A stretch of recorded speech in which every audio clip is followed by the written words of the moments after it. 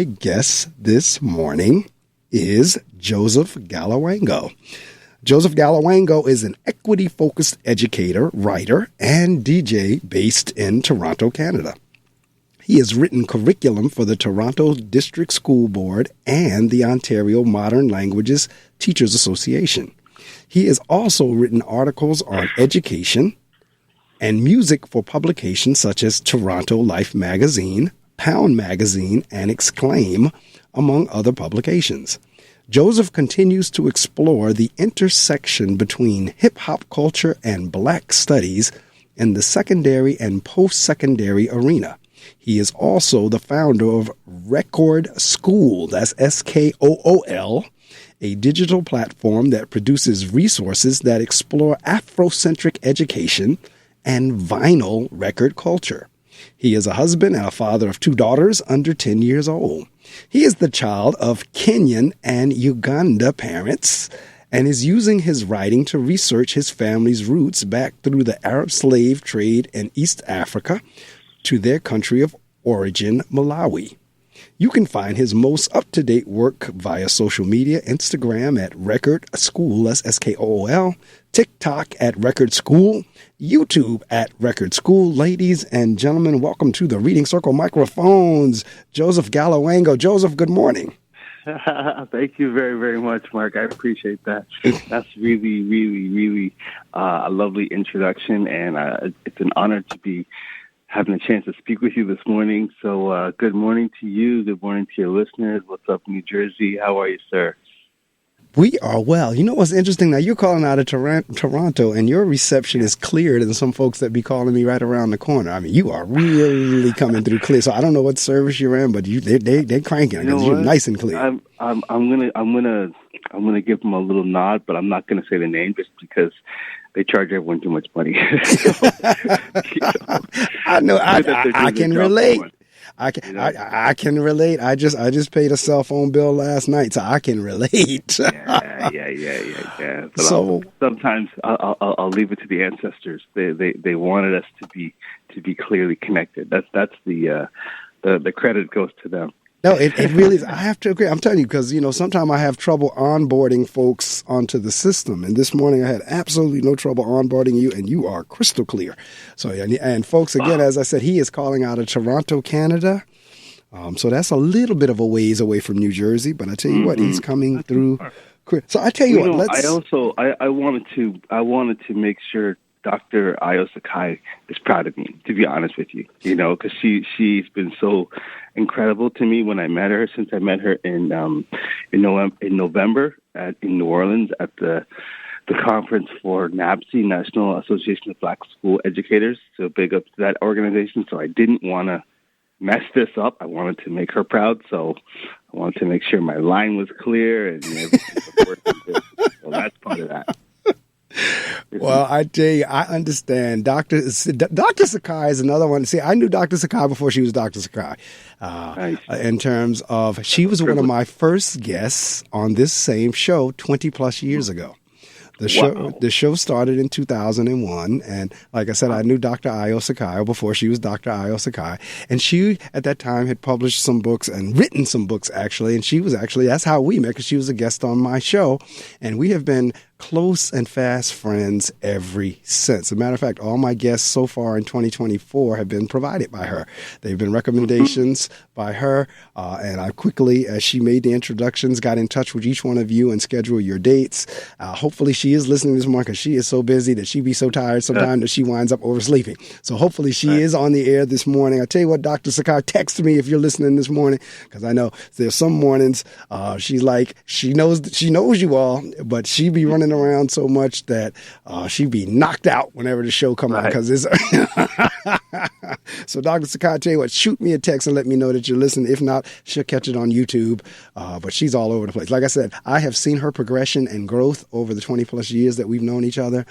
Like I said, I knew her before she was Dr. Sakai, and I've seen the progression of Universal Right, because she had Universal Right during that time frame. But when I tell you, Joseph, that thing has skyrocketed. Universal Right LLC has skyrocketed. I knew Universal Right when it was a baby. You know Universal Right now as it's in its ascendancy. But I knew Universal Right when it was a baby company. And now it is huge. It is humongous. That's a really encouraging thing to think about, because I was looking through her publications and I'm like, wow, this is an incredible company. These are incredible books. And someone like myself who, Record Skool is about 3 years old, and I work with different entrepreneurs and educators who are at different stages of their career with different stages of progress.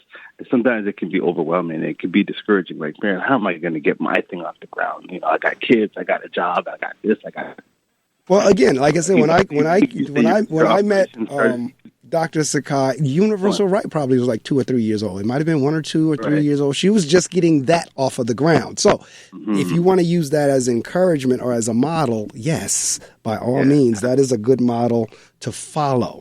And again, she's always kept me up to date what was going on with the company. Actually, I sit on her advisory board. I'm on the advisory board for Universal Right. So again, I've known the company since its infancy.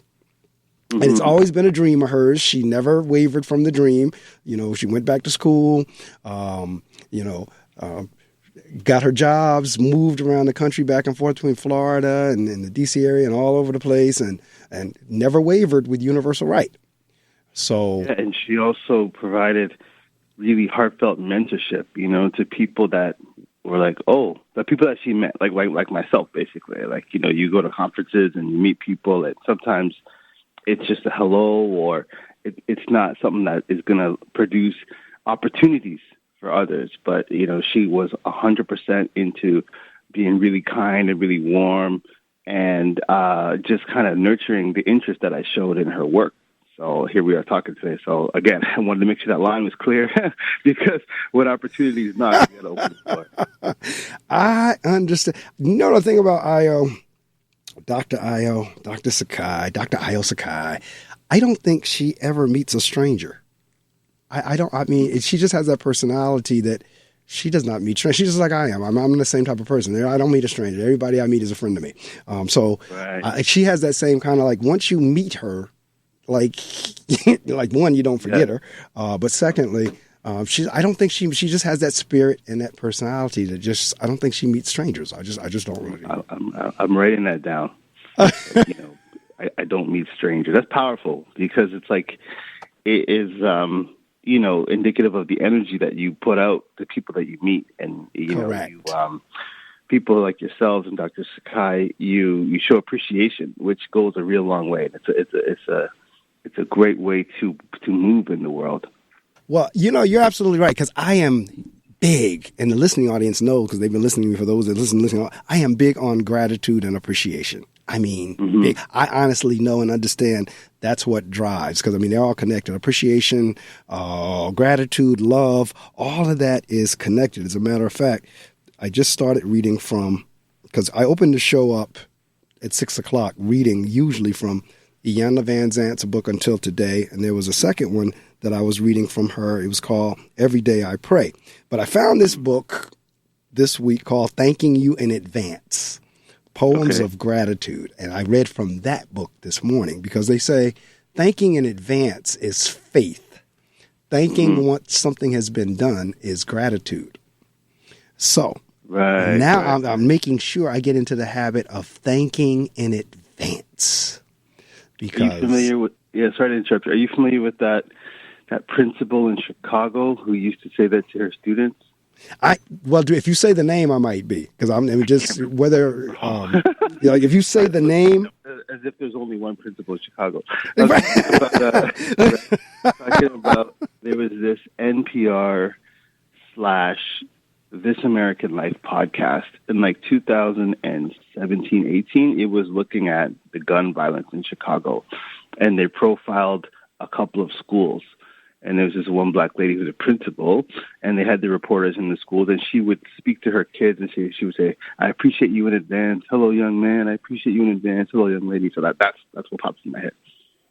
You know what? I'm familiar with the story. Now, her name would have to come to me, or either I have to look her up on Google, but I am familiar. And yes, trust me when I tell you that works. As a principal of the school, as I was sharing with you last night, that's exactly the way I treat my students. My students, I don't know, and as we're talking, and you're an educator, so you know, I don't know how much my students hear the words, I love you at home. Now, every now and again, I'll hear a parent dropping off, and I'll hear them say, I love you, and my heart is warm when I hear that. Matter of fact, when they come through the door and I hear it, I'm like, oh, I was glad to hear that. I heard your mother say she loved you and you loved her back.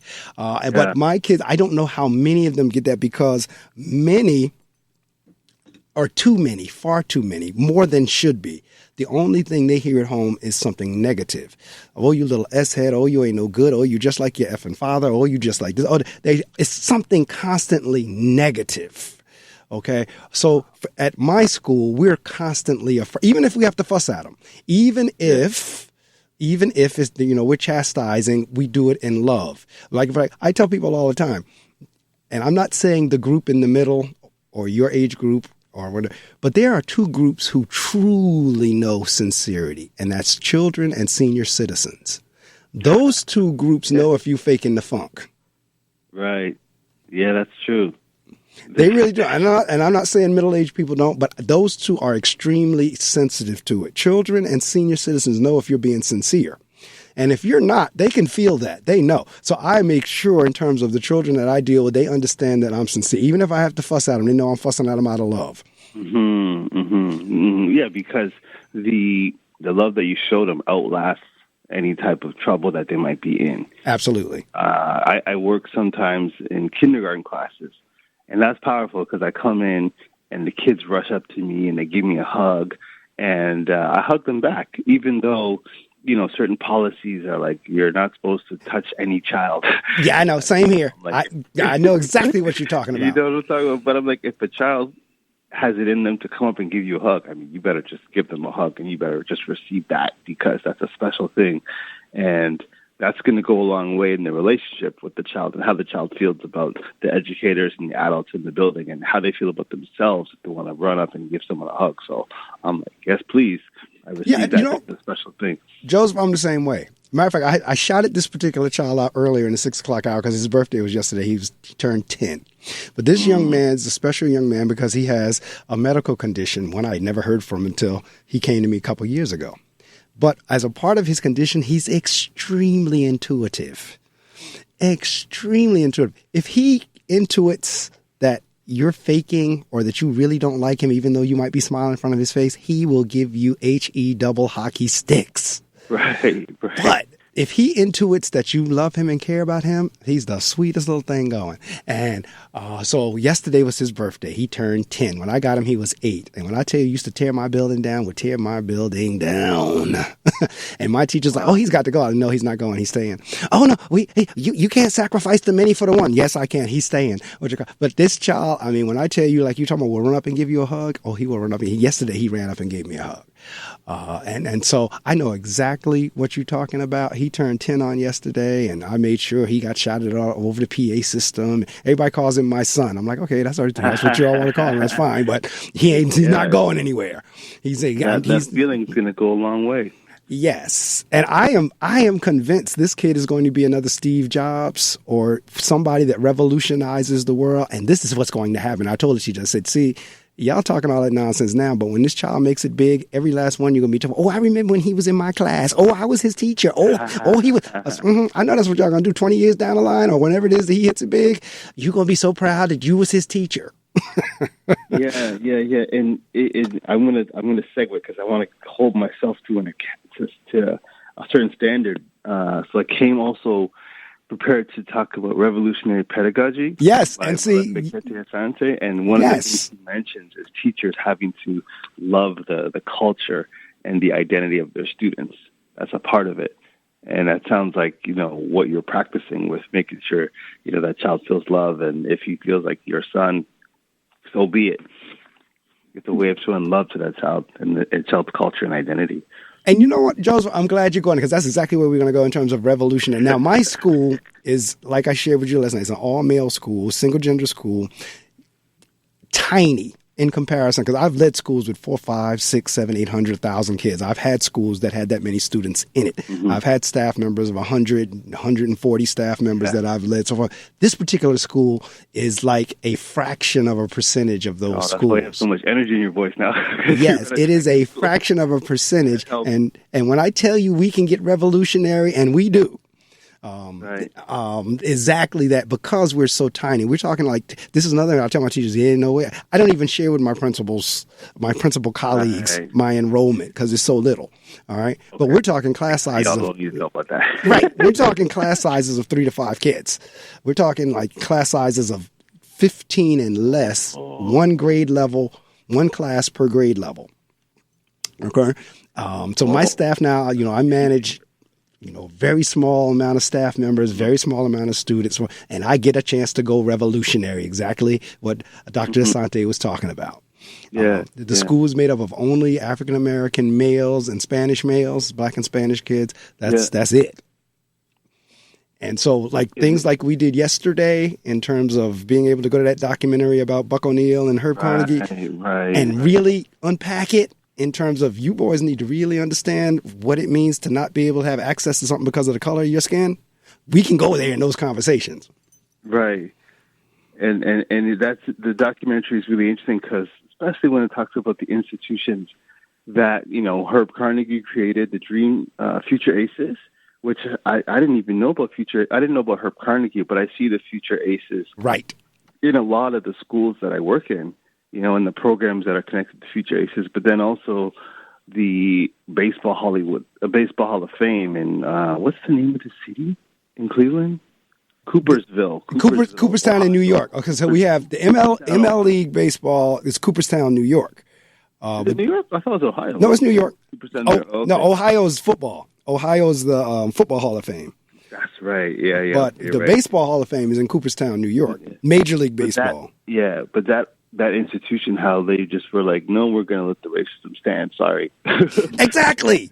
You ain't getting in. Like that's a bitter pill of reality to swallow, that, he had to endure that. And, obviously he rose above it, but then his relative was like, he probably died of a broken heart, even though he was so gracious on the outside, and he represented for the other guys who were inducted, posthumously. Correct. But it's like, wow, you see how they do.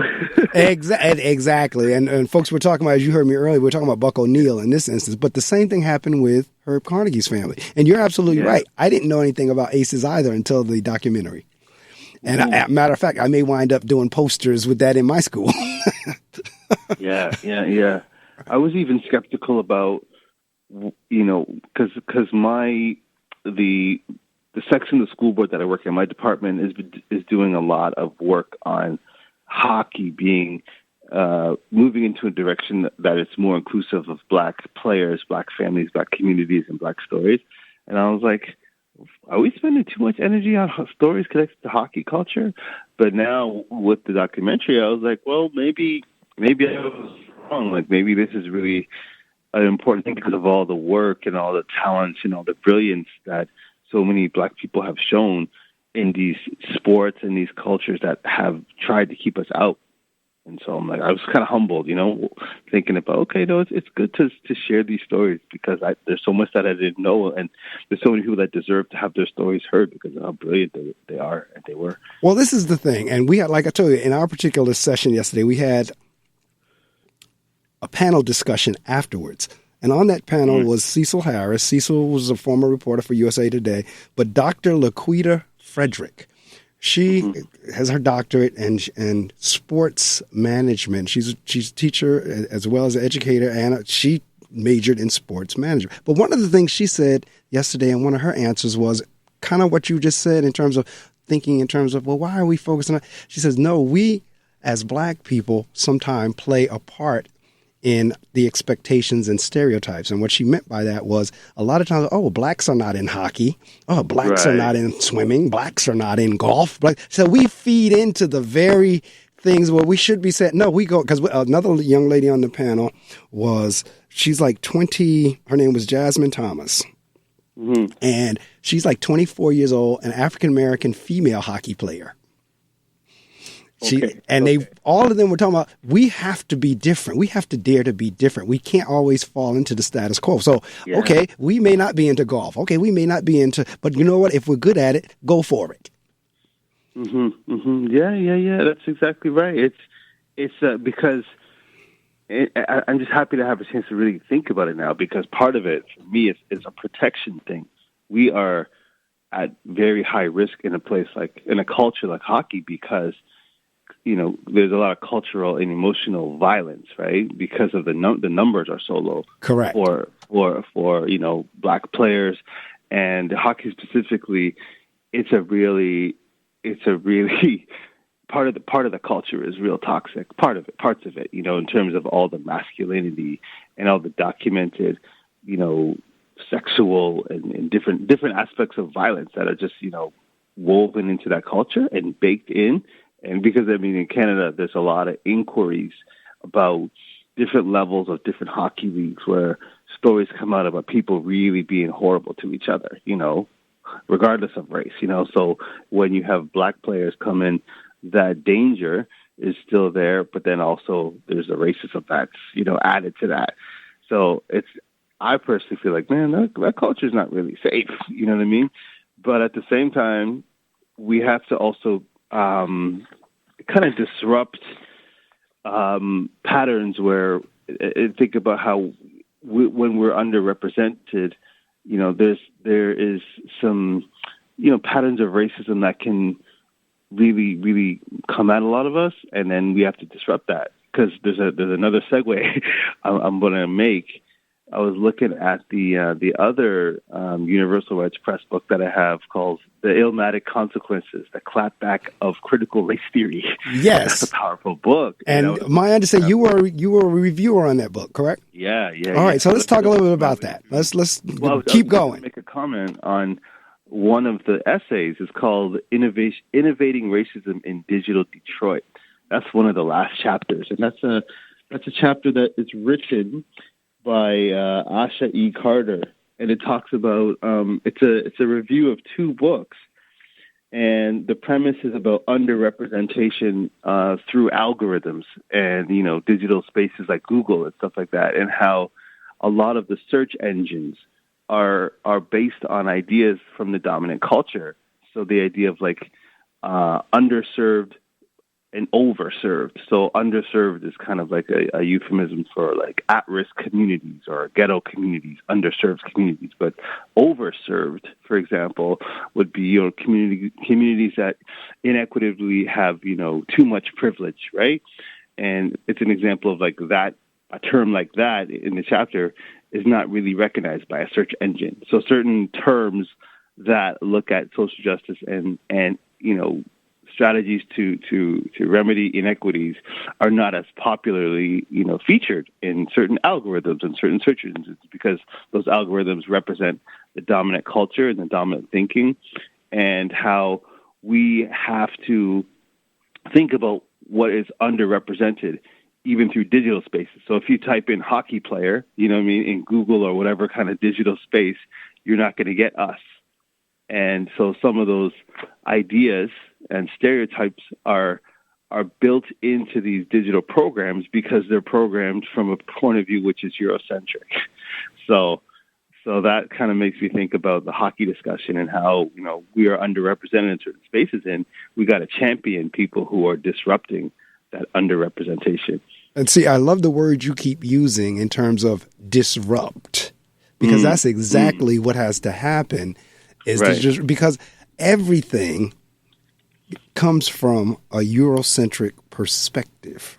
Yeah, it's interesting that you would pick on the digital piece because, see, that's something that people generally would not think of. And yet that's an area that needs to be disrupted.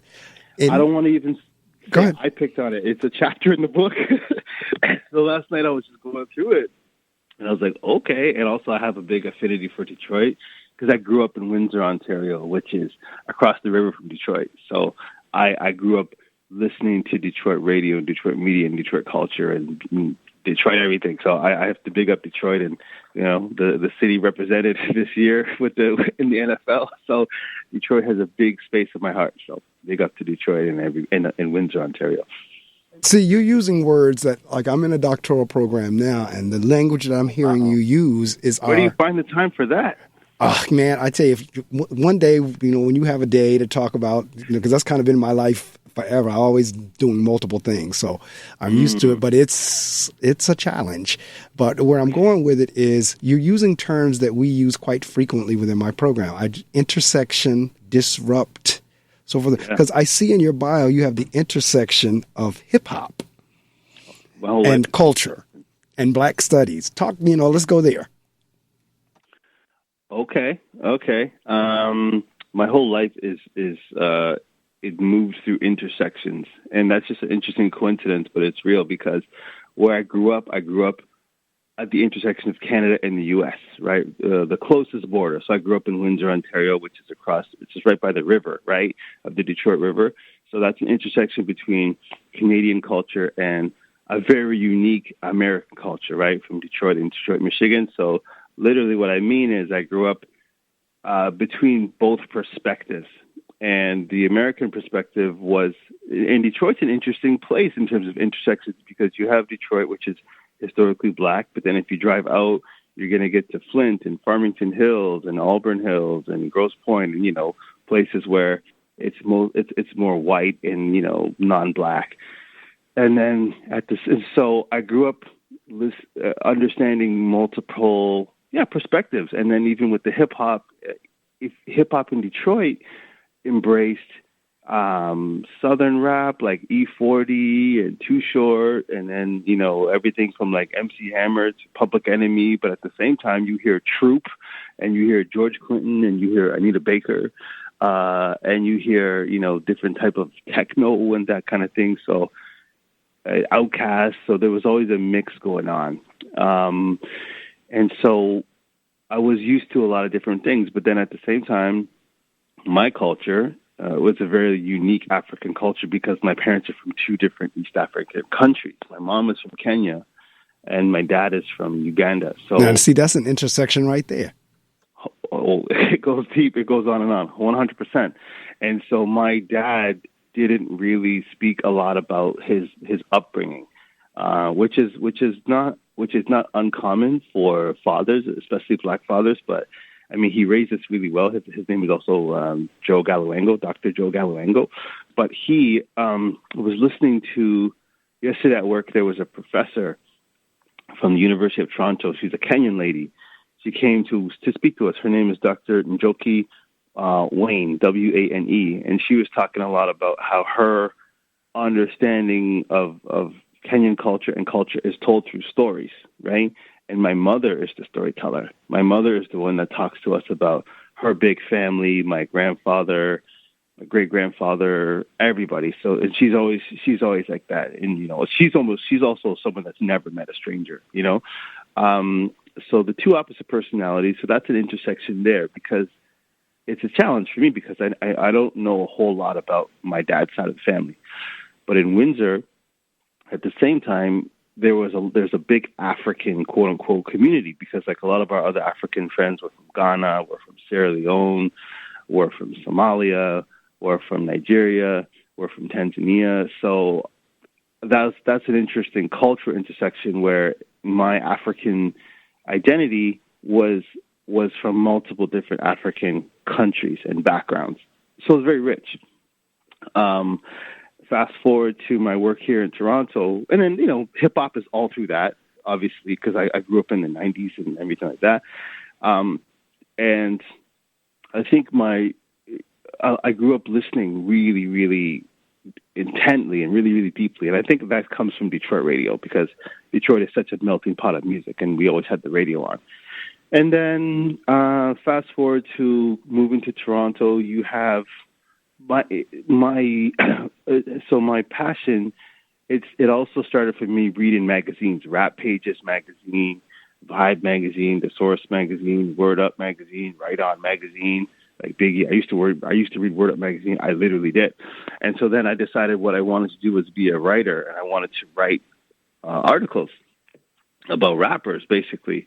And so I took pursued an English degree, and I ended up in Toronto, and that's what I did. I studied English, and then I also got into DJing once I got to Toronto, because I got to Toronto in '99, and I was at York University, and there were a lot of DJs there, and the radio station at York, CHRY, is still one of the most popular radio stations in Toronto, just because they have so many incredible radio shows. And there was even also rave culture going on. So like, jungle raves and that kind of thing. And so I was from out of town, but I also, was just soaking up this culture. So I've always had one foot in, one foot out. And, as an educator in the Toronto District School Board, who I've been in the school board for 15 years now, I am aware that I'm not a product of the Toronto District School Board.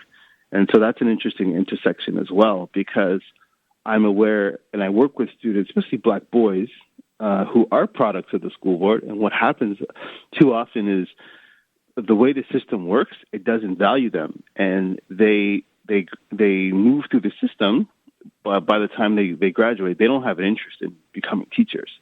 They have interest in, a number of different things, but I'm really aware of,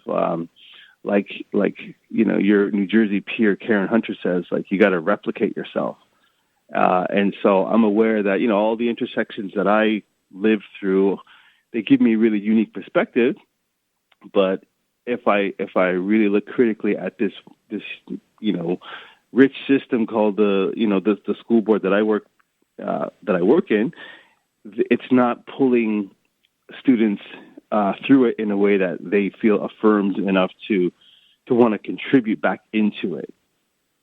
Now, in terms of that, because like we chatted last night, teaching in general, right now we're kind of like in a crisis per se in terms of people in general not wanting to go into business. But now when you start slicing and dicing down to black men going into the profession, and then what you just said in terms of there's really nothing that seems to be going on that would make the field attractive to a black male child to say, hey, I want to be a teacher when I grow up. Not enough. Yeah, and it's really sad, but it's true, because I just look at it, and the thing is, I say I got a young spirit. People say, oh, you're I didn't think you were that old. I thought you were a lot younger. I got a young spirit. What can I say? And that's same here. In a lot of ways. Okay, cool. And the thing is, I still move around different schools. I'm like, I'm the youngest person here. I'm the youngest black staff member here, and I'm not real young. I'm in my 40s, but it's just if you do the math, and I look around, and I'm always looking, I'm like, whoa.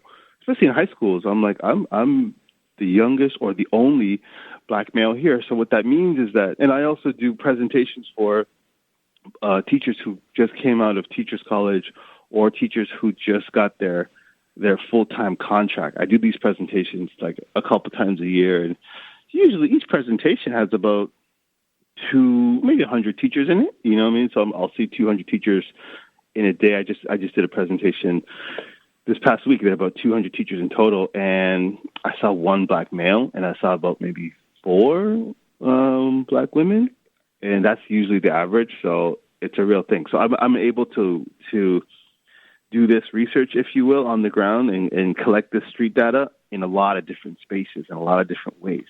And so it's a real thing. And so I want to give a shout out to another incredible teacher from Toronto named Matt Morris, who just wrote a book about a similar experience. His book is called Black Boys Like Me, because he's also, I think he's younger than me. He's in his 30s, but he's also from the hip hop generation.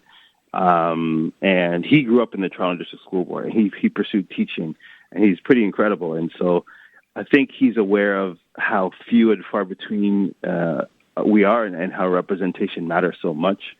And yeah, it's something that I'm really trying to work on and be a mentor and figure out. So I asked a friend, another gentleman named Chris, who thankfully he came out of the Toronto District School Board. He teaches English. I was like, he's in a high school, and I was like, I wonder if we can identify one other black boy in this high school who wants to be a teacher. And his eyebrows went up, and I'm like, maybe that could be our inquiry. If we can just find one. Because if we can find one, that would be great. And if we can't find one, that's a nightmare. So I'll get back. Well, the thing is this, in terms of what you have in front of you. Now, I don't know what your dynamics or your class makeup is, but I know in my district, because the district is an urban district, we're predominantly African-American, Hispanic, and then you start getting into Muslim, you start getting into Bengali, because Patterson is extremely diverse. Okay. We're very diverse, but in terms of our teaching staff, we're, for the most part, struggling to a degree with the same thing that you're describing. And where I'm going with this is in terms of children having in front of them people who look like them. Yeah. And teaching here in America has been predominantly, we talked about this last night, predominantly Caucasian females.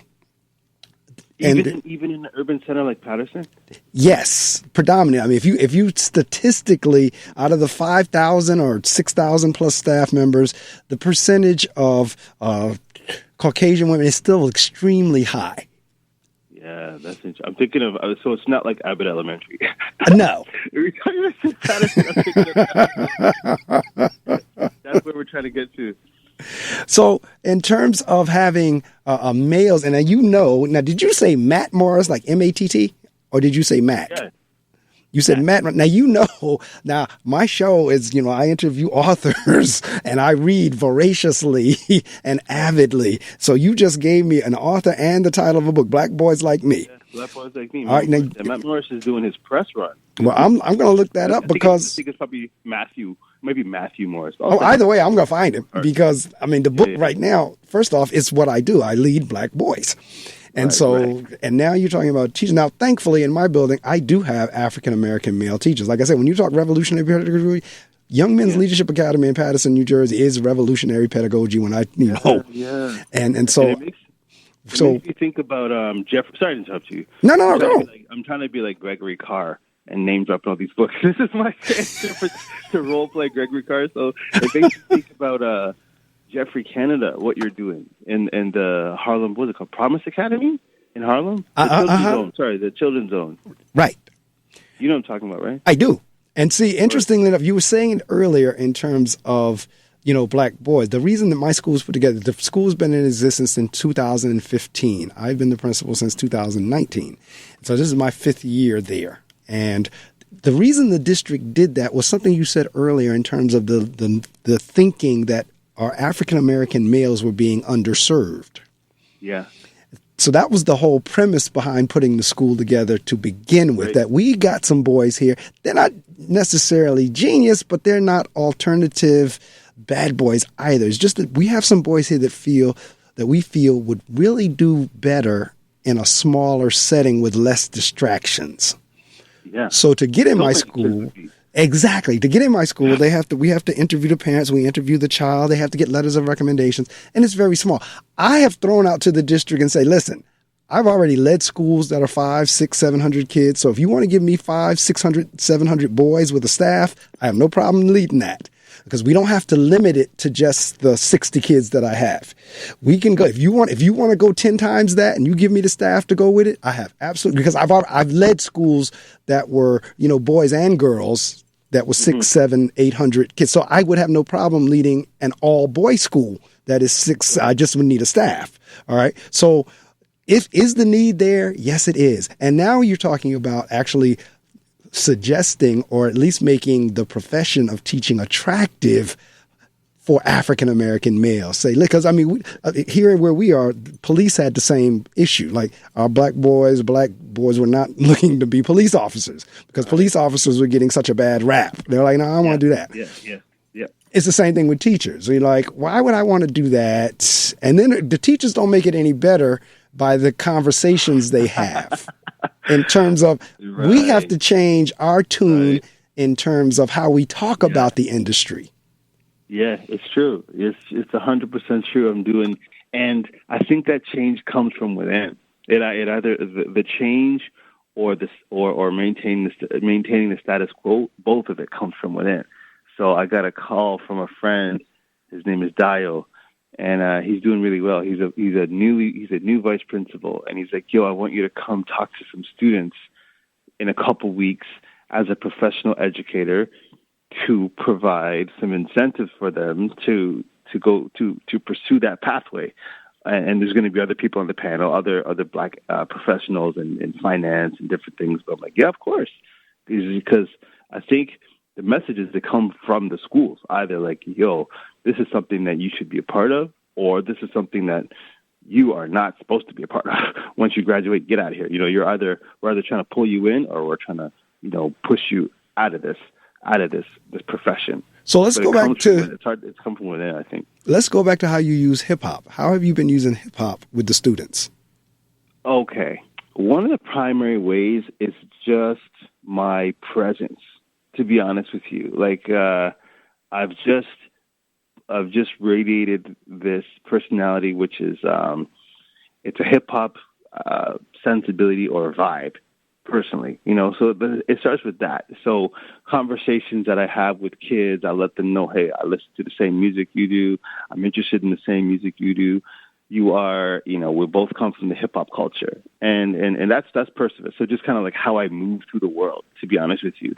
In the first bits of my career, it was probably my fashion, because I was into this. So I started around 2008 when Kanye was really making an impact on me in terms of like polo and that kind of thing.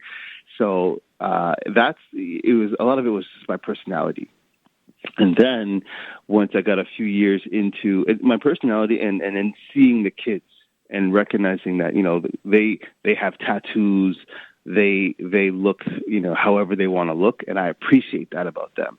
So my using hip hop, it started first as a cultural tool, meaning, I just recognize the kids and I'm willing to see them for who they are and learn about them and develop deep relationships about them because, that's how I grew up. Like hip hop, as a teenager and as a kid, it allowed you to form relationships with people, deep relationships with people because we listen to the same music and we have the same values. We have the same cultural values.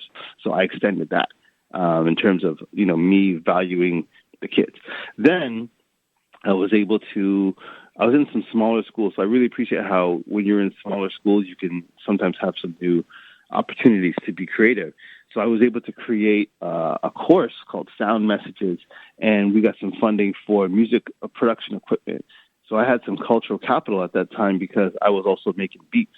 So I knew how to make beats. And so we created a course where it was 1 credit for music production, and the kids made beats and they made podcasts and they rapped and everything.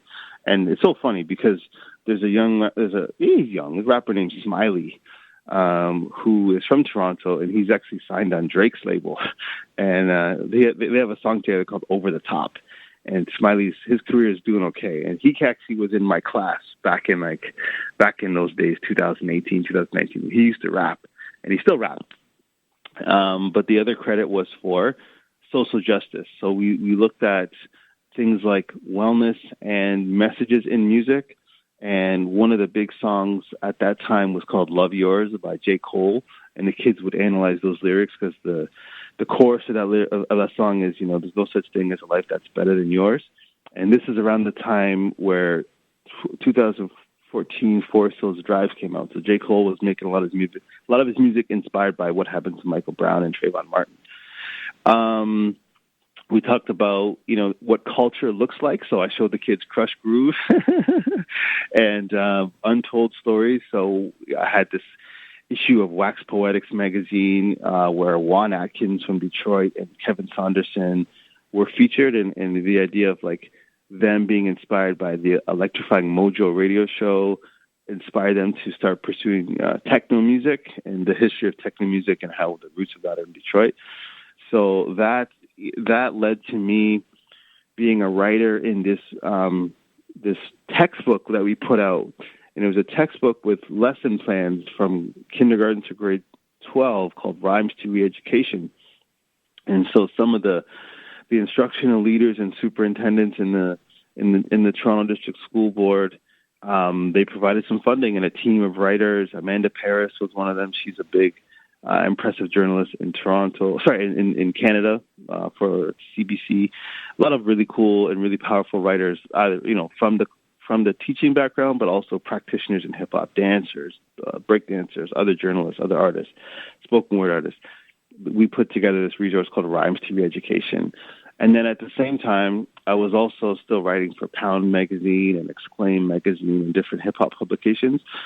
So I had access to stories, to other artists, I had produced my own articles, and so I would bring those into the classroom. And just my critical, like I told you, I grew up as a real critical listener. So I'm always ready to bring hip hop narratives into the classroom. So one of the coolest memories I had when I was teaching grade 12 university level English, I think it was just one day, I'm like, let's look at Kendrick Lamar and let's look at the song Duckworth and let's look at how he talks about his family connections. So Duckworth is the last track on his album Damn, where he talks about the coincidence that his label manager, Ducky, actually knew his father. What's his father's name? I forgot. And it's a really incredible story that's told backwards. But, it talks about the transition of Ducky being a street hustler in Nickerson Gardens, Compton, then transitioning to a record label owner.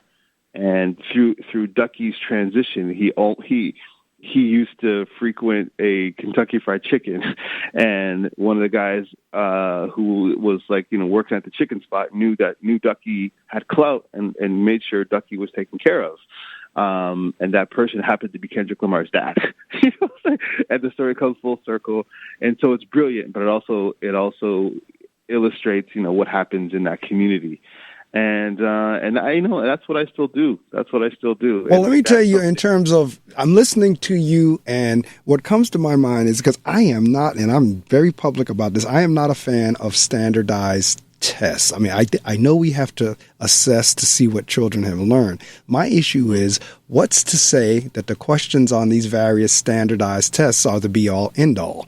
In other words, right. Okay, what's to say that because the child doesn't answer your question, that the child did not learn or the teacher did not teach? And let me tell you where I'm going with this, because what I'm hearing from you is, using the methodology, I would be willing to bet, dime to donut, year's salary, whatever, that the students that you taught learned. Now, what you explained may not appear on a standardized test, but I will bet they learned, and they got the message, and they learned whatever the concept was, because many of our kids are hands-on. Everybody just does not do well on, and now they used to be paper pencil, but now they're computerized. Everybody does not do well on these various standardized tests. But that does not say children don't learn. One of my language arts teacher from middle school, this particular rap is probably older than you are, because it came out in 1982. But you might be familiar with it. It's called The Message. It was by Grandmaster Flash and the Furious Five. All right, so there we go. It's like a jungle sometimes. It makes me wonder how I keep from going under. Broken glass everywhere. People pissing on the stairs. They just don't care. I can't take the smell. Can't take the noise. Got no money to move out. I guess I got no choice. Rats in the front room. Roaches in the back. Junkies in the alley with their beds. When she had the kids analyze that, this came out in 1982, and this was last year in 2023, not much had changed. Between 1982, if you look at the lyrics in that, the same thing that's going on, that when Grandmaster Flash and all them put that together in 1982, it still looks like that now in 2024. And the kids had an opportunity. When I tell you unpacked and picked this thing apart, they picked the message apart. And if you ask some of those kids that had that lesson today to recite it to you and tell you what it meant, they would do it with par excellence. But at the same time, that's not what's on the standardized tests. And folks will say, oh, your children didn't learn. Your teachers didn't teach. Right.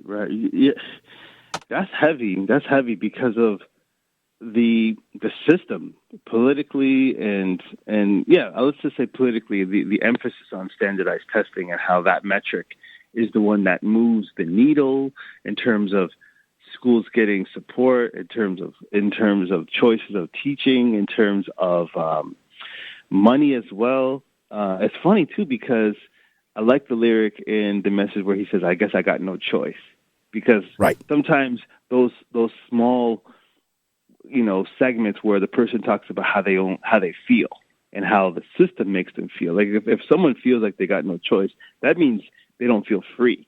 Correct. And that's a powerful one. But then if you think about, like, you could almost reference it to the teachers who are under pressure from standardized tests, because I'm thinking about The Wire. I don't know if you remember The Wire season 3. I do. Or is it season 4 where the kids? Is it season 3? No, season 3, I think, where they look at the schools, and then they even parallel the schools having to teach to the test, just like the police department has to show, statistics that, suggest they're making progress, and the teachers have very little choice, and the police have very little choice on how to police in a rich, culturally responsive way versus showing the stats, at the ComStat meeting. Correct. So it's powerful.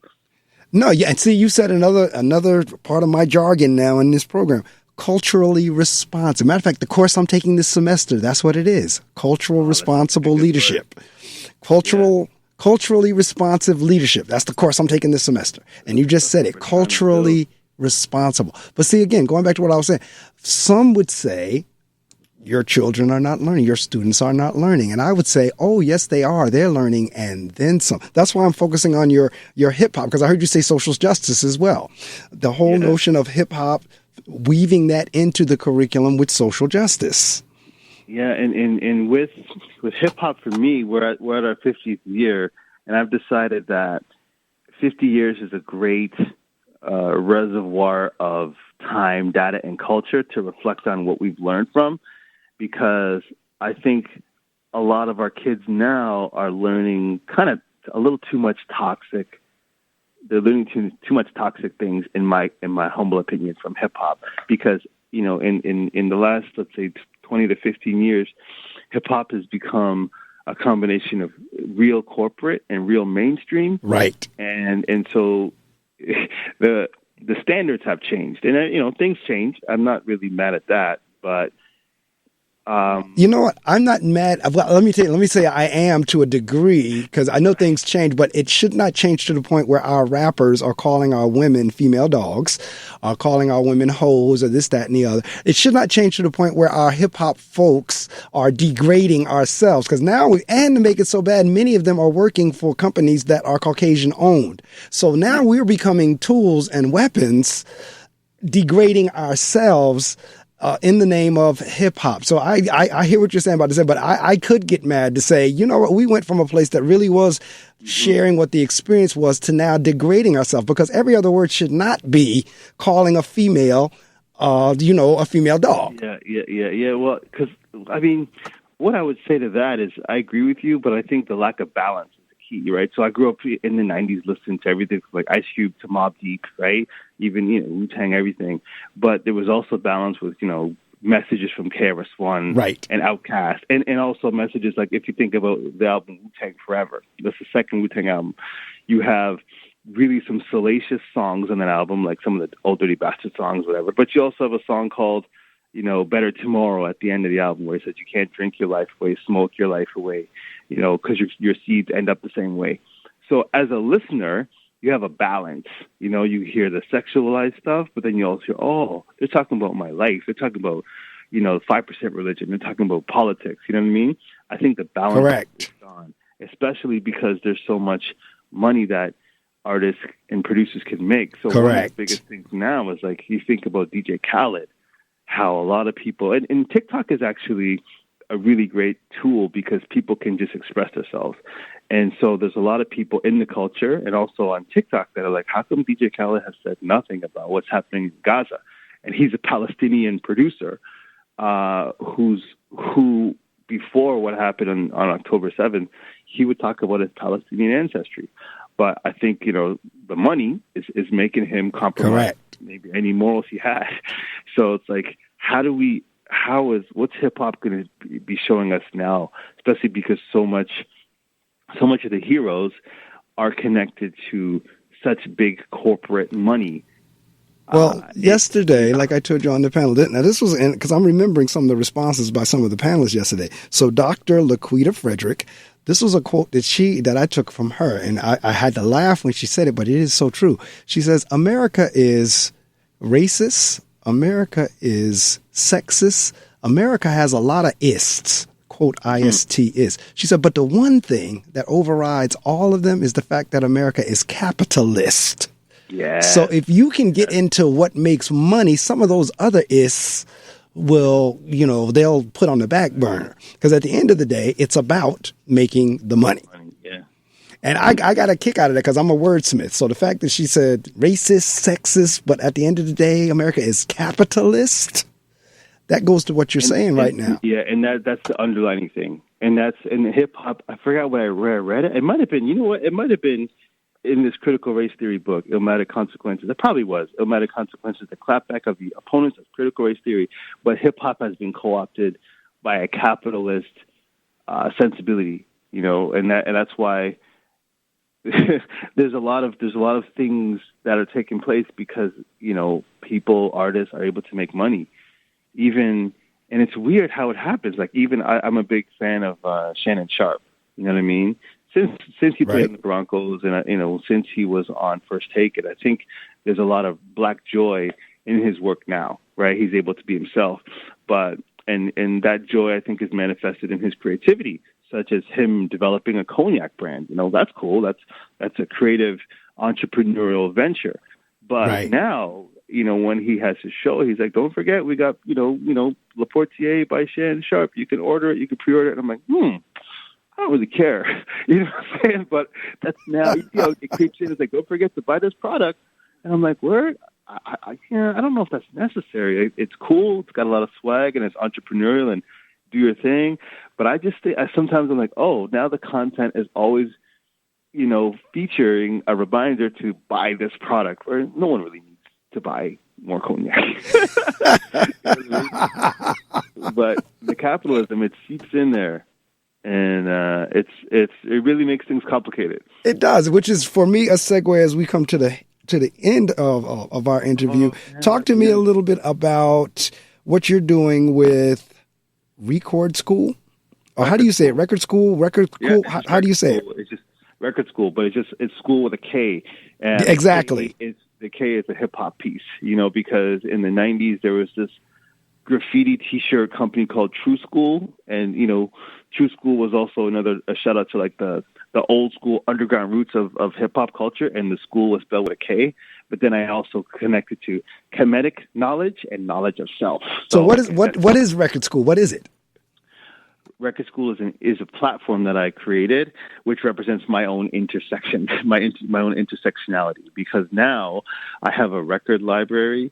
So that started out as a DJ having a record collection, but as an educator, I talked to my daughter about it's not a collection, because a collection is an egocentric thing. I'm like, so the records that we have in our house is a library, right? And because if you have a library, then you can share, you bring community in, and you can use it for learning. So Record Skool is my platform where we create, me and other collaborators, we create educational resources about Afrocentric education. So the resources are anywhere from articles that I write or videos that I create. We did a short film honoring 1 year's death anniversary of George Floyd, where two people are in a record store, but they're paying homage to ancestors, because the record store becomes an affinity space, a safe space for them. We also recently did in the University of Toronto. I was welcomed in by another professor named Mark Campbell about the journey of someone who is a fan of music, and my journey starting as a fan of music to now where I'm at now as a contributor and caretaker of culture. So Record Skool is just my platform where I'm able to express my ideas and collaborate and create different content. So last year, for example, the Beyonce concert was popping, and Record Skool collaborated with this other organization called Generation Chosen, and we had this little giveaway, and I titled it, I forgot the title of it, but basically we gave away Beyonce concert tickets, but we did it because we wanted to disrupt the economic capitalist narrative that was accompanying the Beyonce concert, because I'm on social media all the time, and people were like, "Yo, man, Beyonce concert's coming. I'm buying tickets, but I'm not going to pay my rent for 3 months because the tickets are so expensive. But I'm going to be at the Beyonce concert." And so that was part of the narrative. It's like, these tickets, I can't afford them, but I'm going to be over there to see Queen Bee. So we tried to disrupt that economic pressure by giving the tickets away. So that's what Record Skool is. It's also a website, and I use it for my social medias, Instagram and TikTok. But yeah, that's what Record Skool is. It's my platform to create resources and events that are connected to Afrocentric education and music. All right, listening audience, I hope you've been with me since 6, but I certainly hope you've been with me since 7 in terms of my guests joining me this morning. Joseph Galiwango, we've had an insightful discussion in terms of African-American males going into the education industry, the use of hip-hop, intersectionality, social justice. We've had an opportunity to touch on all of that, as well as two of my favorite female friends in the world. Both are listening this morning. One is her birthday, and that's Dr. Donna Beck. She's an educator as well here in New Jersey. She's listening, as well as Dr. Ayo Sakai. She's listening. Both of them have let me know that they were listening this morning, and I'm so glad they had the opportunity, because, again, Dr. Beck is an educator in a different district here in New Jersey that I've known for years. Dr. Sakai, I've known her for years. So they had a chance, Joseph, to hear your thoughts in terms of... Oh, that's so great. It really is more than you might know that they were tuned in to hear your interview this morning. Now, what I do here at this point, Joseph, I turn off the mic and allow you to promote. Now, I know maybe you kind of sort of did that a couple of minutes ago, but I'll let you do it again. The only thing, if there's anything dollar amount associated with it, that you cannot say. But anything short of a price or a dollar amount, I'm going to give you the mic for the next 3 to 5 minutes. It's yours, however long you take. And then we're going to go ahead and conclude our interview for the morning. So I'm going to turn the mic off. The mic is yours. Good morning, everybody. Thank you so much, Mark. This, again, has been Joseph Galiwango speaking from Toronto, Canada. I'm an educator, and my platform is called Record Skool. Record, Skool. You can check out recordskool.com. There's some good writing that's been taken, that's posted there. One of the most recent pieces I wrote was a review on this incredible compilation called Illmatic Consequences, the clapback to opponents of critical race theory.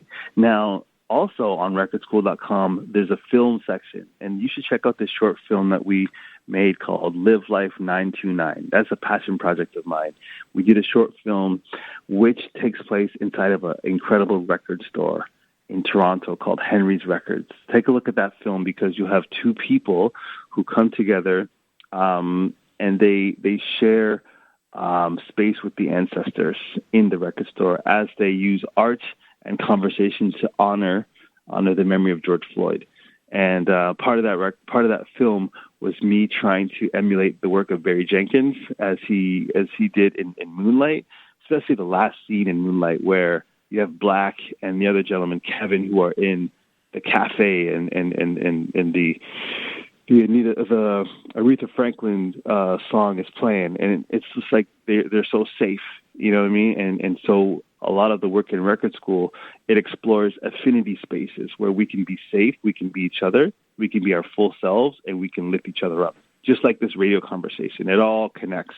So that's one of the threads moving through a lot of my work is affinity spaces, right? We came from a global affinity space called the culture of the continent of Kemet, the continent of Africa.